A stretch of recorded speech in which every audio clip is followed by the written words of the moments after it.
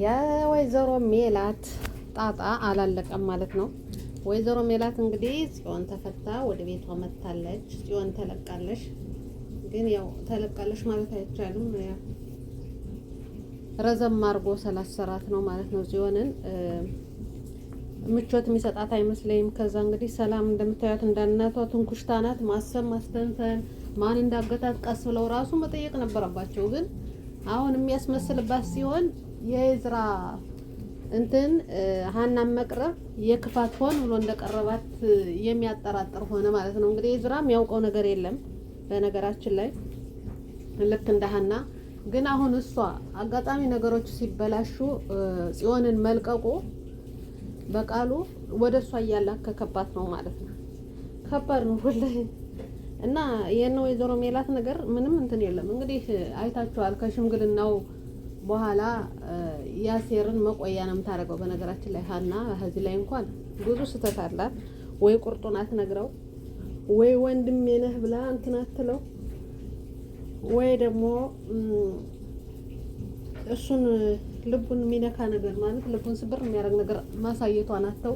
እንግዲህ መጨረሻ ላይ እሱን ይዘው ይውጣ ብለው አብረው ወጥተው የሚያሰክር ሲል እሱ ደግሞ ዝም ብሎ ሜረንዳ እንዲያውም እህትሽን ካወቅሽ እህቶችሽን ከጠራሽ ሰክርሻል ማለት ነው እያለ አሞኝታ ተወስዶ ከቤት አድራለች ማለት ነው።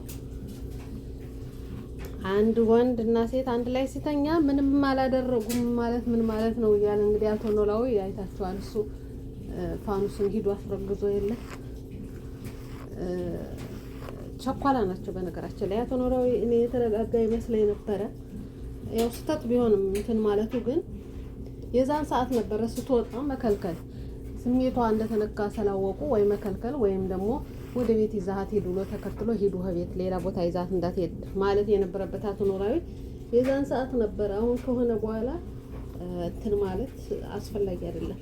በዚህ መሀል ግን እኔ የሚያሳዝነኝ ተምች እሱ ማን ነው ጆሮ ነው ማለት ነው። መቆያ ታደርገዋለች ችግሯ እንትን ሲል ደግሞ ወደ ደስታዋ ትመለሳለች። በቃ እንደዚህ ነው የሀና ነገር። ቁርጥ ማድረግ ራሱ አልቻለሽም። አሁንም ራሱ ከአንተ ጋር ሆኜ እሱን ነው ማስበው እያለሽ ነው ያለ ማለት ነው። እና በጣም ከባድ ነው በነገራችን ላይ የእሷ ነገር መጨረሻው ምን እንደሚሆን አይታወቅም። አሁን እንግዲህ ያንም አንተ ነህን እንትን ብሎ ገድሎ ነው የሄደ ማለት ነው የመስፍን ወንድም። ሁለታቸው በዚህ ላይ እየታመሱ ነው ያለ። እንግዲህ ማንና ማን ሀናና የዝራ እንደገና ደግሞ ማናት ያች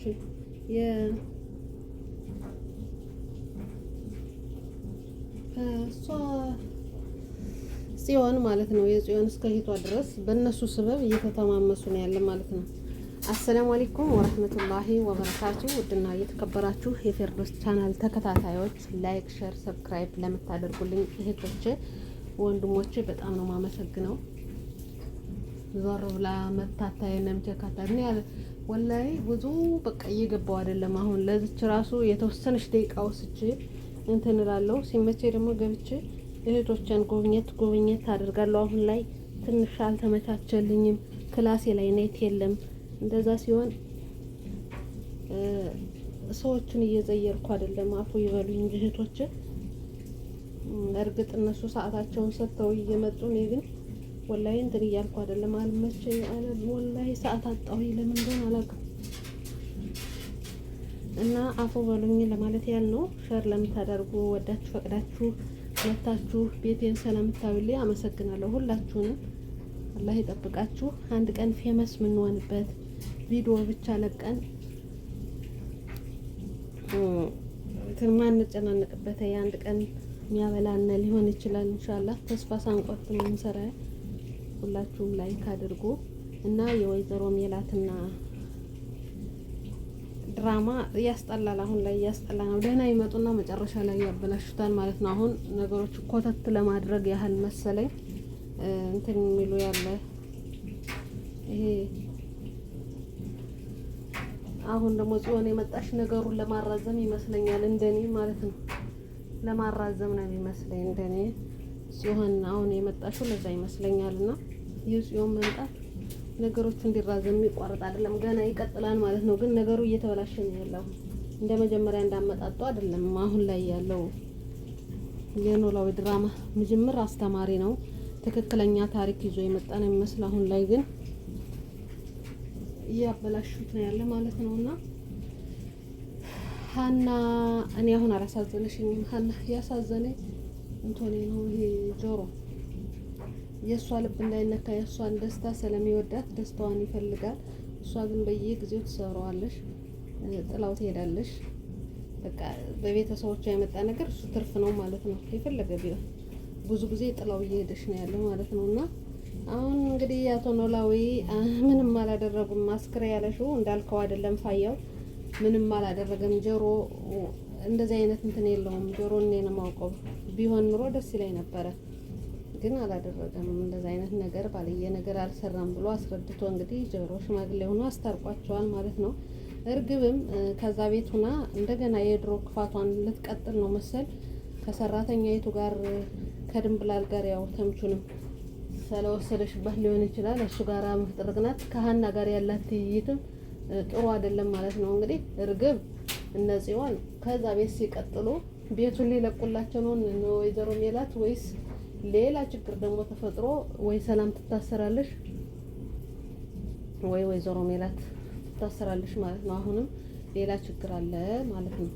ያን ችግር ደግሞ እነሱ ሰዎችን ከፈለጉ አከራይተው ማገዝ ካለባቸው ሌላ ቦታ ካላስቀመጡ አብሮ መኖር ማለት እነዚህን በጣም ከባድ ነው።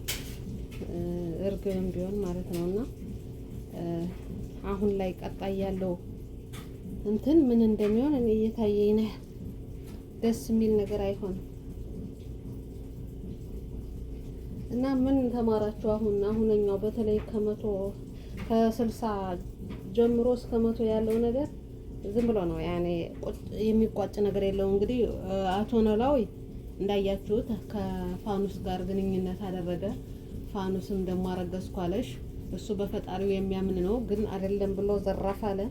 ከዛ ደግሞ እንመርመር ተብሎ በዛ ደግሞ አሳምነው እንትን ተባለ። አሁን ፋኑስ የለሽም ከዚህ አሁን ቪዲዮ የለሽም። ምን ላይ እንደደረሱ ራሱ ምርመራ እንደሄዱ ነበር እንትን የተባለው። ምንም እንትን ነገር የለም። ግን ደስ የሚለው እነ ፋኑስ ተጋብተው ጆሮ እና ሀና ተጋብተው እንደዛ ቢሆን ጥሩ ነበር። ድራማው ጥሩ ነው ያልቅ ነበር፣ ግን አልሆነም እንደዛ። ዝም ብሎ ሌላ ጣጣ ይዞ መጥተዋል። የአቶ በቃሉ ነገር መቆጫ የለውም። እነዛ ፖሊሶችም ሁላቸውንም ጠይቀው ነው የሄዱ። እሱም በገንዘቡ ስለሚተማመን ያው የህጉ ያለውን ኢትዮጵያ ያለውን ህግ እያሳዩ ነው ማለት ነው። በይፋ ሰው እየገደለ እንትን እያለ እየበደለ እንትን ማለቱ በጣም ከባድ ነው።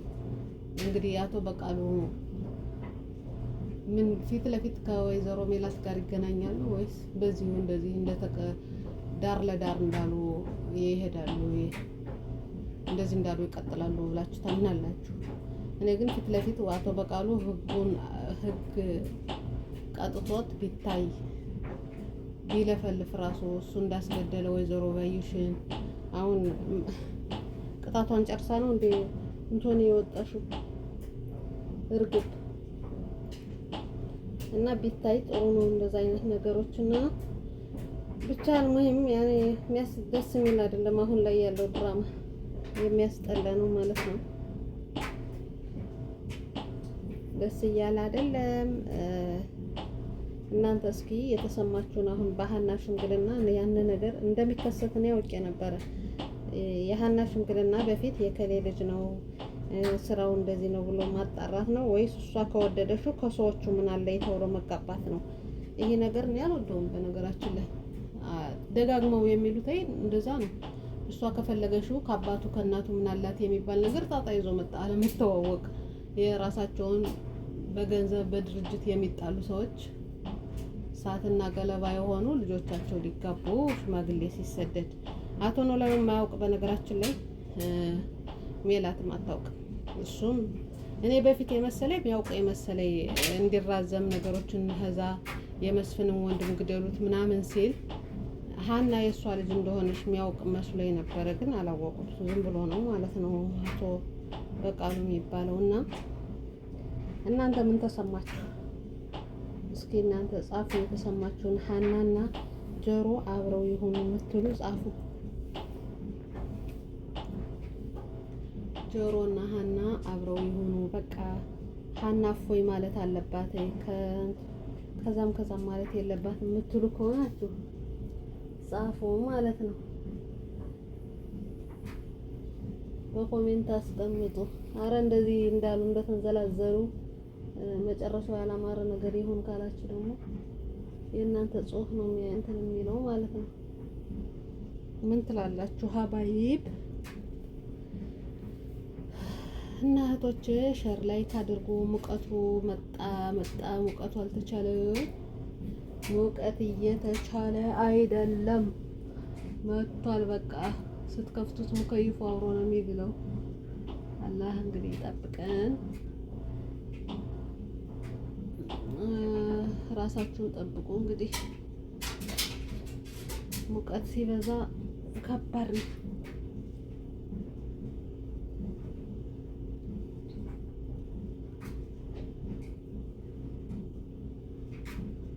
እና ላይክ ሸር አድርጉ ከወደዳችሁት ውዶችዬ። ፍቅሮቼ ትላለሽ ሀቢባ ውዶቼ ፍቅሮቼ ብላ አልቀረሽም። ማሻላ የበቀደመ ጌሟ ማሻላ 100 አንበሳ ነው 74 አንበሳ ነው የወረደላት ሲሉ ነበር። የመዳም ቅማሞች እንደምንም ብላችሁ እያጠራቀማችሁ ማሻላ። ሰደቃ እየሰደቃችሁ ነው የሚባል ወይስ ስጦታ እየሰጣችሁ ነው የሚባለው? ላለው ላይ እንትን እንላለን። ውዴታችሁን በደንብ እንትን አሳያችሁ ማለት ነው። እሷም ደስ አላት። እንዴት ነው የሚሳካላችሁ? ከቤተሰብ ሀሳብ ወጣችሁ ረድታችሁ ለራሳችሁ ሆናችሁ ጌመር ስትሆኑ ያውም አረብ ሀገር ሰርታችሁ በ1000 እና በ2000 ሪያል